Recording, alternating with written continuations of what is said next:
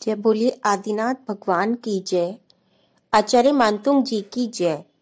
श्वेत पिच्छाचार्य जिनकी जन्मभूमि शेडवाल है, ऐसे आचार्य विद्यानंद जी मुनिराज की जय। आचार्य प्रक सागर जी जिन्होंने बचपन मालती माता की गोद में बिताया और वैराग्य पद पर आचार्य विराग सागर जी से उन्हें ब्रह्मचर्य व्रत प्राप्त हुआ, ऐसे आचार्य प्रक सागर जी मुनिराज की जय। दोस्तों, कहानी की श्रृंखला में काव्य नंबर 11 की कहानी खारी बावड़ी और पनघट में जमघट। वैज्ञानिक भले ही समुद्र के खारे जल को मीठा बनाने के अपने प्रयासों में अभी सफल न हुए हों, किंतु पुरातन पुराण बताते हैं कि दक्षिणी भारत में कावेरी नदी तट पर बसी रत्नावतीपुरी नगरी के युवराज तुरंग कुमार जैसे सम्यक दृष्टि धर्म पुरुष ने मंत्रों के द्वारा खारी बावड़ी के जल को मीठा बनाकर जनता का महान उपकार किया था। घटनाक्रम कुछ इस प्रकार घटित हुआ कि रत्नावतीपुरी के राजा रुद्रसेन ने युवराज तुरंग कुमार के क्रीड़ा व मनोरंजन हेतु एक मनोरम उद्यान बनवाया। युवराज तुरंग कुमार की महाप्रभावी भक्तांबर स्तोत्र के 11वें श्लोक पर अटूट एवं दृढ़ श्रद्धा थी और वह प्रतिदिन इसका पाठ किया करता था। युवराज ने उद्यान के बीच में नगर की जनता को मीठा जल उपलब्ध कराने के लिए एक विशाल जलवाड़ी बनाने का निश्चय किया।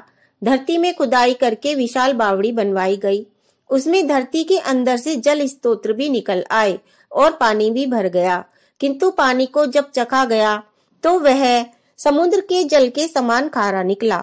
राजकुमार तुरंग कुमार को इससे बड़ी निराशा हुई और वह बड़े चिंतित से रहने लगे।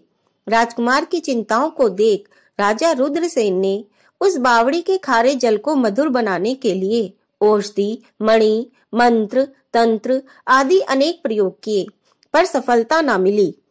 अंततः राजा रुद्रसेन एक दिन निर्ग्रंथ दिगंबर मुनि चंद्र कीर्ति जी महाराज के दर्शन करने गए और धर्म तत्व संबंधी प्रश्नों के समाधान के बाद उन्होंने मुनिराज से बावड़ी के खारे जल को मधुर बनाने का उपाय पूछा। राजा की चिंता को दूर करने के लिए मुनिश्री ने कहा, 5 स्वर्ण रजत अथवा कलई के कलशों में प्रासुक जल भरकर श्री जिनेन्द्र भगवान का व्रत अभिषेक करिए। इसके बाद उस खारे जल का उपयोग कर शुद्ध पवित्र भोजन बनाकर किन्हीं दिगंबर साधु को शुद्ध भावों से निरंतराय आहार कराइए।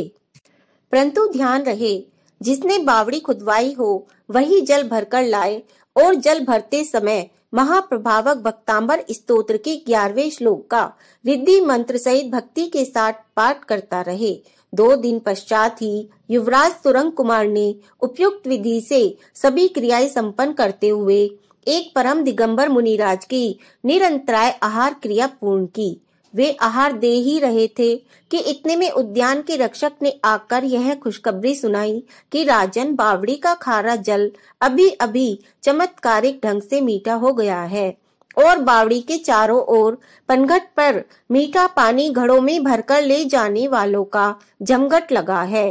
बावड़ी का खारा जल मीठा होने के समाचार को सुनते ही युवराज तुरंग कुमार का हृदय भी प्रसन्नता तथा मधुरता से भर गया।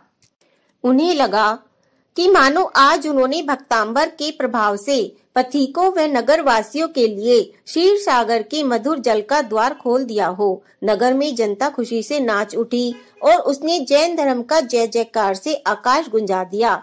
इस प्रकार मीठे जल को यदि अमृत कहा जा सकता है तो खारे जल को विष कहना भी असंगत नहीं है। आज मनुष्य के लिए विष यानी चिंता का विषय है तो खारा जल भी कम चिंता का विषय नहीं है। चिंता इसलिए भी क्योंकि नदियों के मीठे जल को मनुष्य ने अपनी औद्योगिक महत्वाकांक्षाओं की पूर्ति के लिए प्रदूषित कर दिया है और अब समुद्र के विशाल खारे जल को मीठा पीने योग्य बनाने के प्रयासों में वह जुटा है। जीवन को सफल बनाने के लिए जो सिद्धांत आज विज्ञान बना रहा है वह सभी जैन दर्शन के आचार्यों ने पूर्व में ही हमें बताए हैं। तो बंधुओं, बस इतना ही।